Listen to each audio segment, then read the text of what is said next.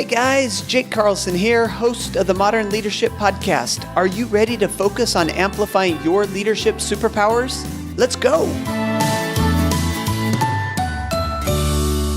Good morning, my friends, and happy Valentine's Day. I hope you have had an incredible week. It is so great to be back with you, and I am uber excited to introduce today's guest, Ajit Nawalkha.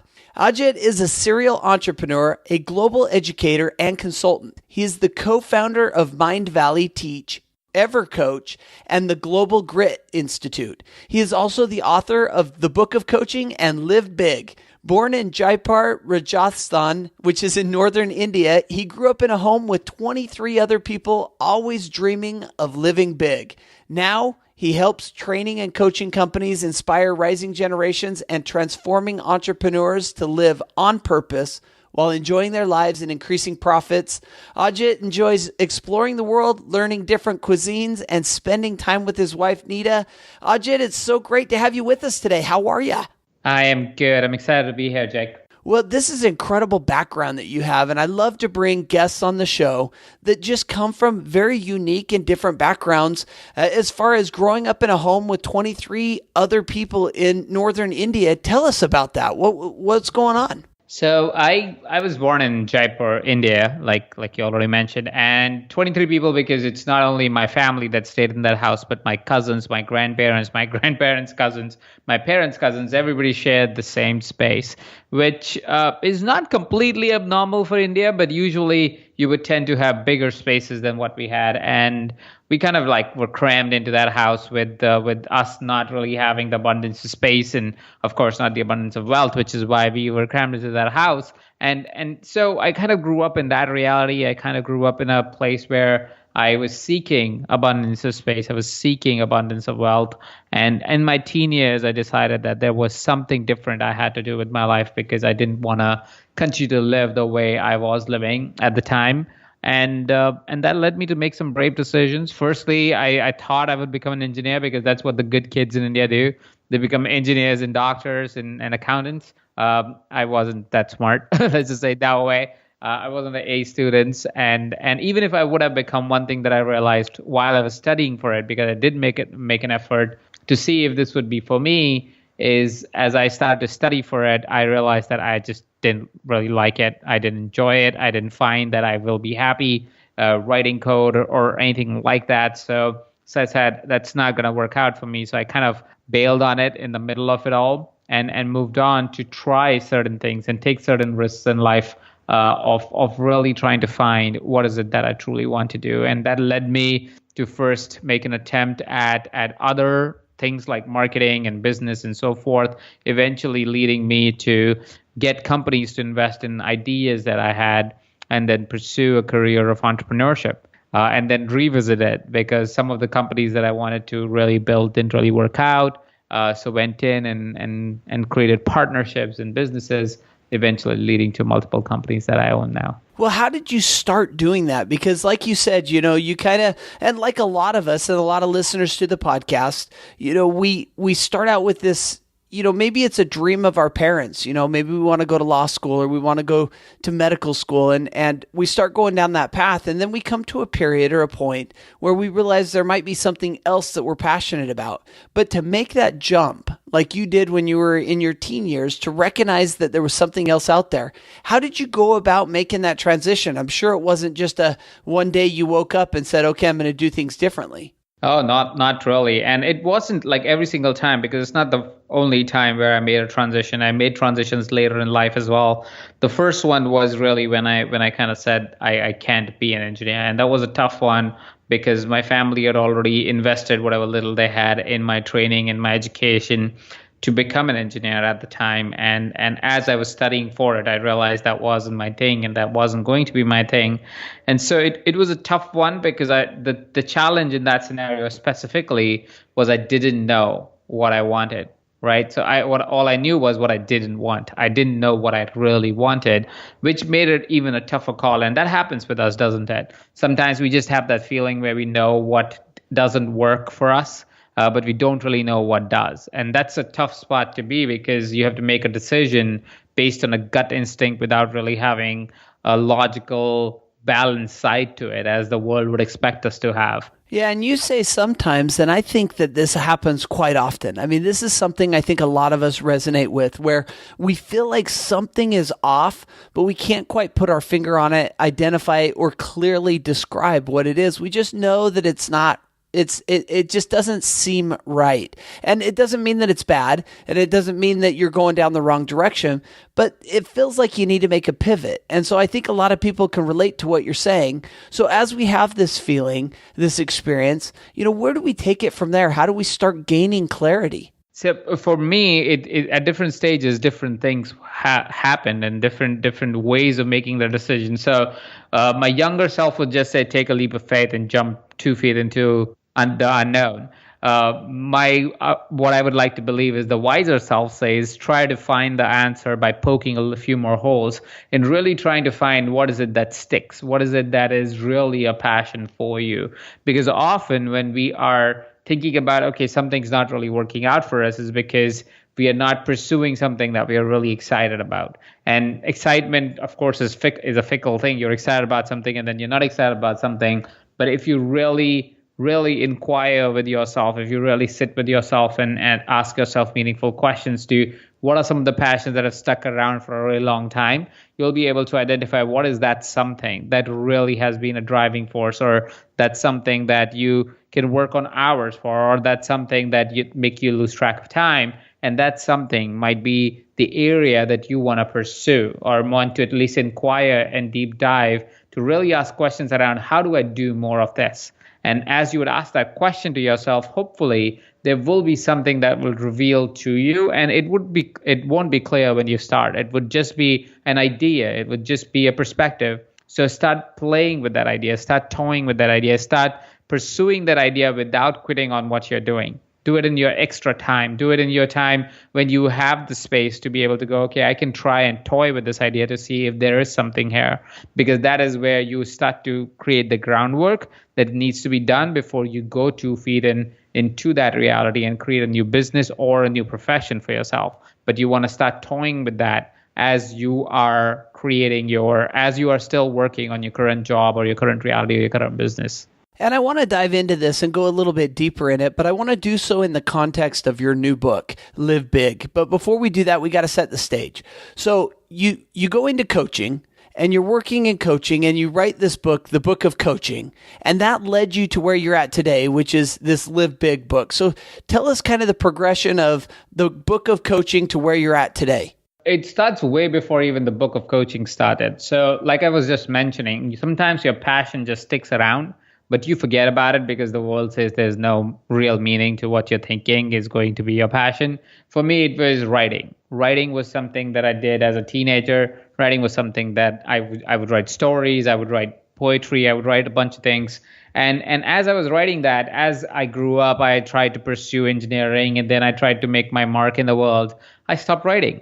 And as I stopped writing, because, life gets in the way and you forget about your passion, I realized that more when I got some time and I leaned into writing again, it became my passion again because I rediscovered it almost, right? So that got me excited about the idea of saying, hey, I have this thing that I can write for hours without thinking about food, water, whatever, right? I can forget the timeline while I'm writing and when I'm in the flow of writing. So how can I do more of this? And fortunately, at that time, I had already learned how to build businesses. I had already built multiple companies. I had already supported other entrepreneurs build their companies. So I kind of knew that I can build a company around whatever I want to build. And so I then pursued the idea of coaching because coaches have been somebody that have been really transformative for me. And that led me to then eventually find, okay, there are so many ideas about coaches, right? If you're a coach, there's people talking about different marketing strategies, different methodologies, different things that a coach should do.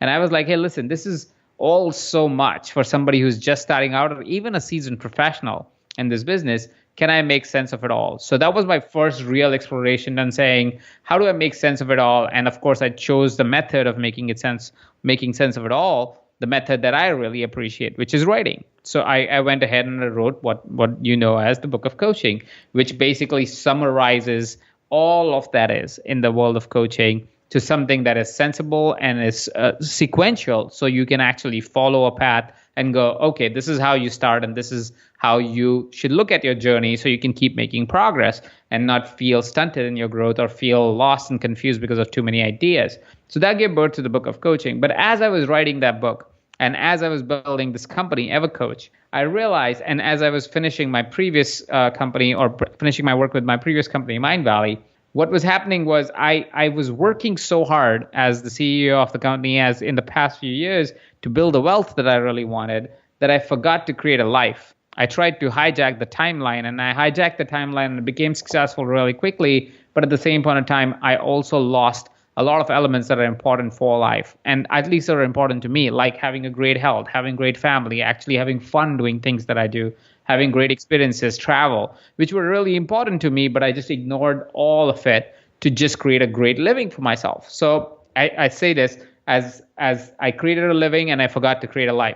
And I think there's plenty of people listening right now that can relate to this part of the story, especially when you're early in your career, that you're focused on kind of climbing that ladder and doing the things that you need to do. And you see all the people around you and you think, boy, in order for me to get in front of them or to, build and aspire to the great lengths that they've gone to, I need to put in the time. And so we start putting in the time, and then years go past and we realize, boy, we didn't live, we just worked. Yes, and the thing is, there is some truth to it and a lot of hype to it, right? Because some truth to, yes, you need to work and you need to work hard.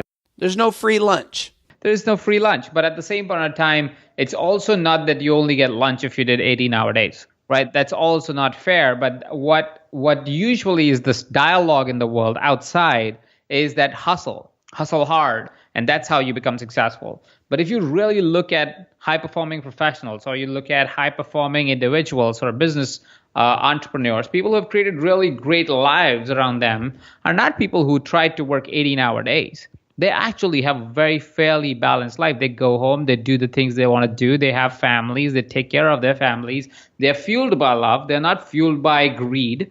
People that you want to really aspire to, people that you really love, people that you really appreciate, actually have very balanced ecosystems that, yes, there are times in their lives where they might be busy if there's a product launch, let's say, for example, but it's not every day of their life. There are small bursts of busyness in their life, and rest of the time they live very balanced, and by balance, it's not a negative term. Balance means that you get to enjoy everything that you want to enjoy, and that's the big thing here, that you have the choice, and you always have the choice, and that's what living big really is. So as we explored this idea, as I explored this idea of me wanting to say, hey, listen, I can, yes, work my guts out and become more and more wealthy, or I can be more and more wealthy, but I also want to enjoy my life. So that was kind of the argument. That's where I put my foot down and said, I don't want to be wealthy and not be happy. Like, it's like that engineering context that had happened with me before. I would have become an engineer and I would have a really good degree, but I won't be happy doing that job. Why would I do that? It didn't make any sense.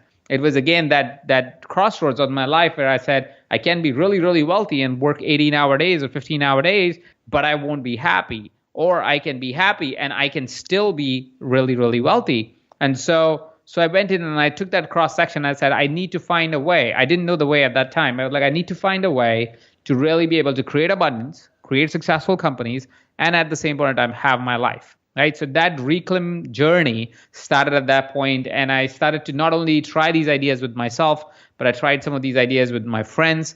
I have a few clients that I coach and consult. I started trickling these ideas to them because they were living those lives as well, working really hard, making a lot of money, but not really having relationships and so forth.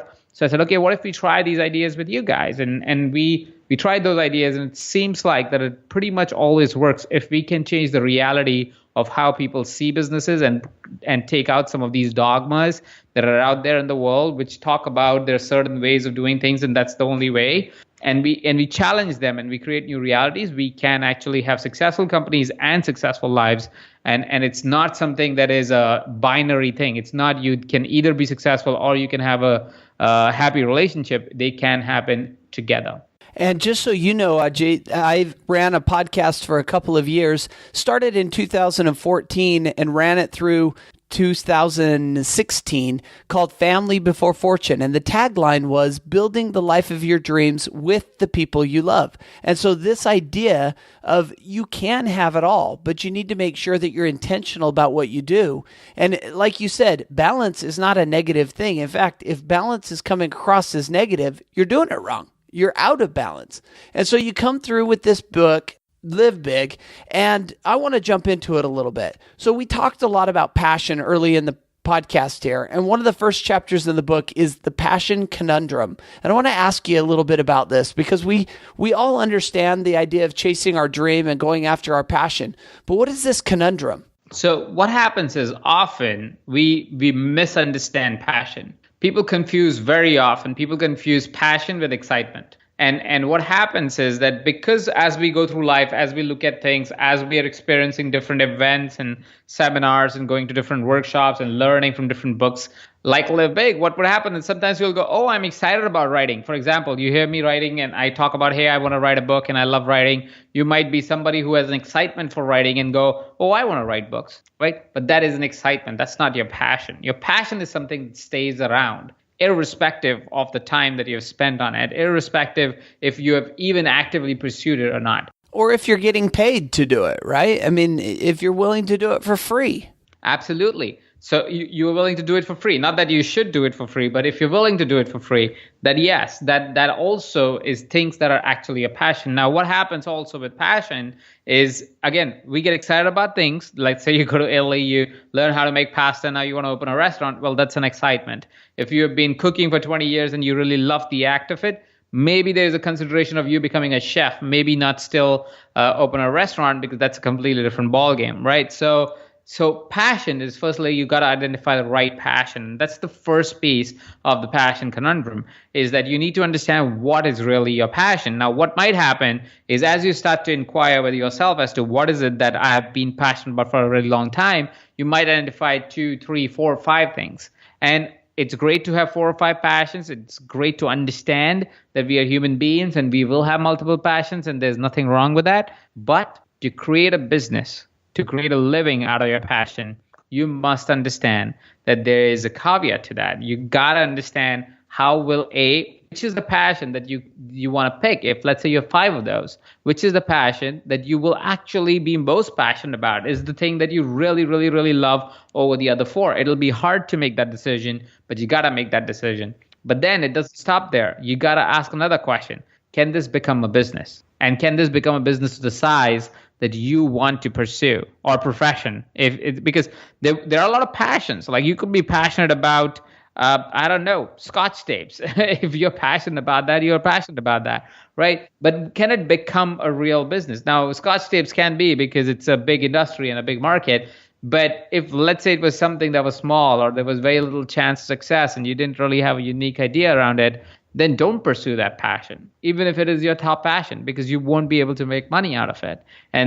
Or you will make so little money that you won't actually be able to survive in your reality. So question that as well. See if that passion that you're talking about is profitable, and profitable to the degree that you would like it to be profitable. And one of the things that we talk about a lot on this podcast is this zone of genius. And it's really where the intersection between what you're good at, what you're interested in, and what the world wants come together. And I think that's what you're saying. It's one thing to be passionate about it, excited about it. The other is you've got to work hard in order to get good at it, to make sure that you are best in class to do it. But then also knowing that there's a business aspect to it, that there's a market for it. Otherwise, you just got a hobby. I mean, if there's nowhere to sell your expertise, your service, your hobby, the thing you're passionate about, then you just got a hobby. And so that's the passion conundrum. Let's go to the next section here. And this is our death by desire. And there's a great quote that you start this chapter with. You say, the fear of missing out on things makes you miss out on everything. And that's an Eddie Hilsum quote. But talk to us a little bit about this death by desire. This is the section where we talk about why do businesses not survive the time, right? Why is it that businesses fail a lot of times? And the reason why that happens is because of the amount of noise that we hear on a daily basis in the world out there, the amount of education that is available right now for free channels and through YouTube and Facebook, and it's always in our face. What happens is that we get excited about different ideas that we want to pursue, or different desires that we have in our business and our reality. And what happens as we pursue these different desires and these different ideas, we become fragmented as individuals. As our businesses become distracted and becomes unsure of what is really the path to pursue.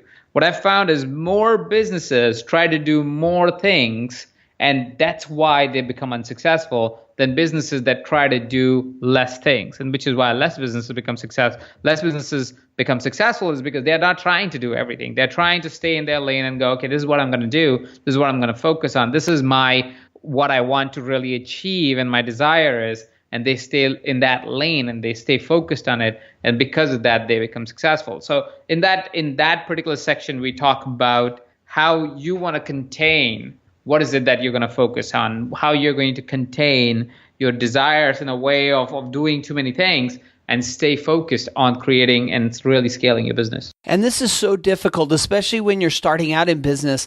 I do a lot of work with lawyers, and lawyers will hang out a shingle and they'll say, I want to practice this kind of law. Maybe it's family law, but then a neighbor comes by or a friend comes by and says, can you do an estate plan for me? Or can you do a criminal defense case for me? And we want to take it because we want the money. I mean, especially when times are lean. And we fear that if we pass on this, we won't be able to keep our doors open. But the best example of this, if you look back to Steve Jobs, when he came back to Apple computers, what's the first thing he did?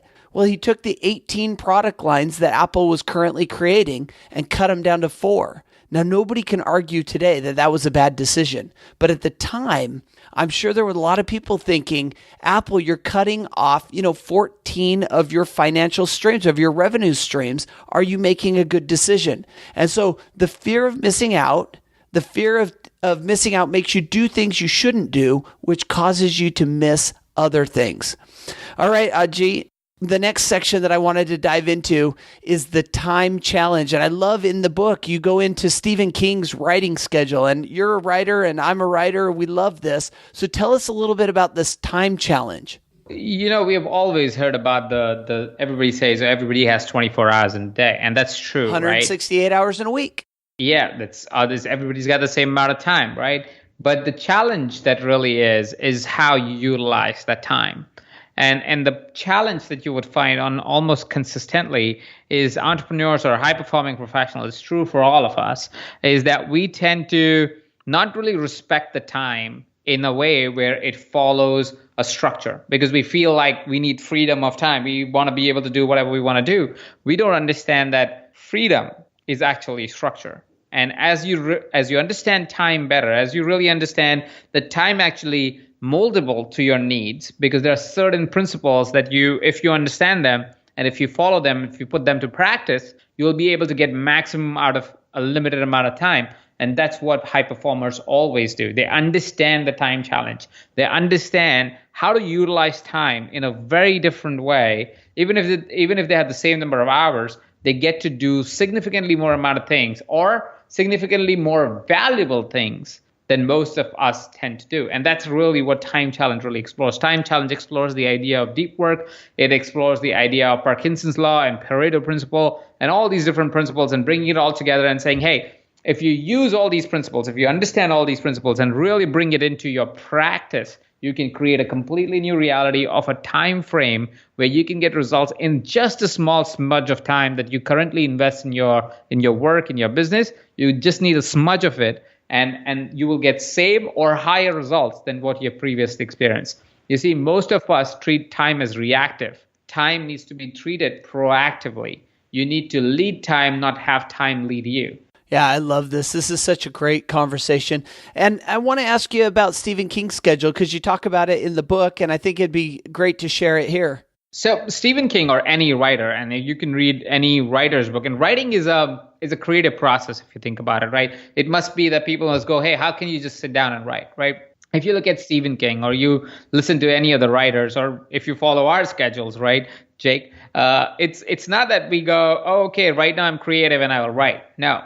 Drop everything. I need to sit down and write. Yeah, that's not how it works. And there is, yes, some people, you might get ideas at different times, and yes, you jot them down. But when you really, your real work, for example, when I had to write Live Big, I sat down and I wrote Live Big. That's what schedule looks like. Stephen King's the same. How do you think Stephen King writes so many books? The idea is he sits down and he writes. It's like going to a job for him. And it's a creative process, but it's not going to happen if he does not sit down and take it as a ritual and write it as a ritual. He's written so many wonderful books and has become so successful because he treats it like as if he's going to work and now he's going to write. So the thing that people think is that, oh, there is people think that time, creative people need, like creative people, they're all over the place and they just flow and they will flow all the time. No, most successful creative people actually follow schedules and actually have a time constraint around how they create creativity in that time span. And that's why they are so creative. That's why they are so successful. And what I find that works for me is, obviously setting the schedule aside and really knowing when I'm going to sit down. I sit down and just start doing the work, and all of a sudden, then flow happens. You don't start with flow and then go to work. You go to work and then flow happens. So True. I love this time challenge. The last section that I want to jump into, chapter 25, it's titled Just a Dollar Sign, but I love the quote. I think it's the best quote in the book. Life started getting good when I started making money. And I love this idea because we don't need to be afraid of money. But talk to us about this chapter 25 dollar sign. So what has happened is, especially in the conscious community of the world, is that as we've become more and more conscious, that somehow we've started to hate money, or we've started to believe that money is bad or money is root of all evils. Because some people misused money and did something bad with money. This became our dialogue. Whereas honestly, there is no business if you don't have money. Like, you're not a business if you're not making money. And there is, I think there needs to be an increased conversation around saying, hey, we got to make money and we got to be profitable. We got to be scalable. We got to be able to generate significant amount of revenues. And we don't need to settle for the least amount that we can make, but we want to create the greatest amount we can, right? And that's really my argument in Make Money. That's the chapter. It has a dollar sign and the intent is to make money. And the point is that don't, in this process of building a company, of all these ideas that we talk about on how to pursue time and how to understand productivity and how to really find your passion or pursue a passion and so forth, don't forget that the core of a business engine is money, and you gotta make money. And if you forget that core engine, the business is anyways going to crumble. And I'm going to direct our listeners back to episode 14 of the podcast when we had Rabbi Daniel Lapin on the podcast. And he wrote a book called Thou Shalt Prosper. And it's a great conversation, just like you started here, where there is powerful things that you can do for good by making money. And we just need to change the conversation. Money in and of itself is not bad or evil. It's the use of it. And focusing on using it for good to grow our business, provide jobs, help stimulate the economy are all so valuable, important things. And so, Ajit, as I look at our time, we're running a little low. And the last section of the podcast, learning from leaders, asking a little bit of personal after this business conversation. Are you ready to jump in? Absolutely. Let's do it. All right. So first question then, is the book currently on your Kindle or bedside table? What are you reading? The one that I will just start reading, because I just ordered, is called This is Marketing by Seth Godin. Oh, yes. And anything by Seth Godin is wonderful. How do you like it so far? I am just starting to read it. I literally ordered it before our conversation. So very nice. Well, we'll look forward to an update on that one. Next question then is your leadership superpower. I think being able to take care of people and to be able to not be the leader of the conversation. I believe in a philosophy called leader of none, which is also a part of this book, where I talk about how I believe leadership is really about the people that you're leading versus you. And that's the way I like to lead. Yeah, and I heard a conversation with Patrick Lencioni a couple of weeks ago where he said that servant leadership is kind of redundant in that there is no such thing as leadership without servant leadership. And that is making sure that you are not just taking from those that you lead, but also offering through your service and as a leader that you're taking everybody to the next level. And so I love that thought. Thank you for that. The next question is your leadership philosophy, quote, or mantra. I would say leader of none. That's just the mantra that I have written in the book right now, and that's just what's coming to my mind.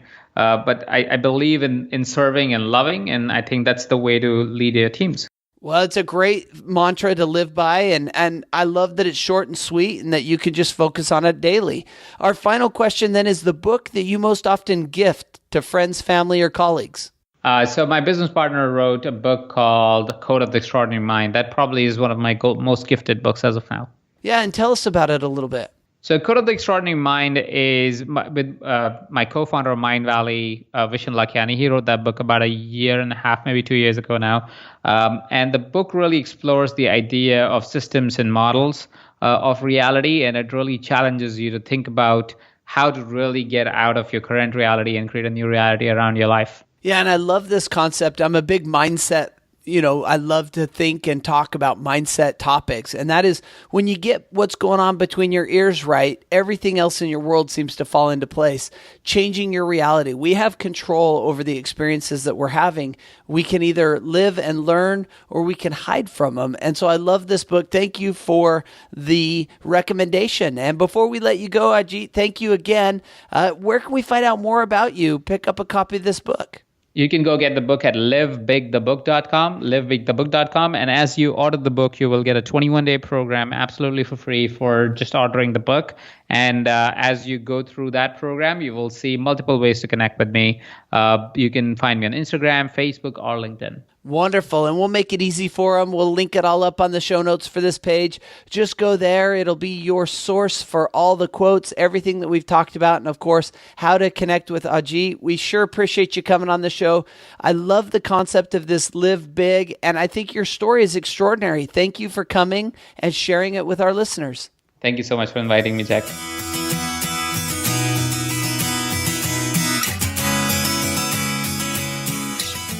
All right, my friends, I hope that you enjoyed that deep dive into living big and the book Live Big by Ajit. I sure appreciated having him on the podcast. And what a great story, right? I mean, imagine growing up in northern India in a home of 23 people and feeling like you're a big fish in a small pond and that you want to get up and do different things and then going after your passion and really being able to live the life of your dreams. And as I jumped into this book a little bit more and as I've read through it myself, there's some amazing stuff in there. And I love the topics that we jumped in, the passion conundrum that we talked about, and this, fear of missing out, FOMO, that is basically causing us to miss out on other things in our life. And then this idea that we all have 168 hours. We all have 24 hours in a day. It's not the number of hours that you have, but it's how you use those hours. And so, of course, everything that we talked about can be found on the show notes, jakeacarlson.com/ML107 for episode 107. And until next week, I want to wish you the very best of days, a happy Valentine's Day, make the life of your dreams, and stay awesome.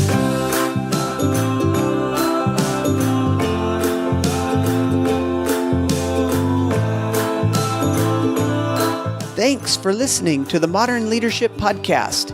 You can find me on Facebook at Speaker Jake, on Twitter at Jake A. Carlson, and of course the website, jakeacarlson.com. See you there.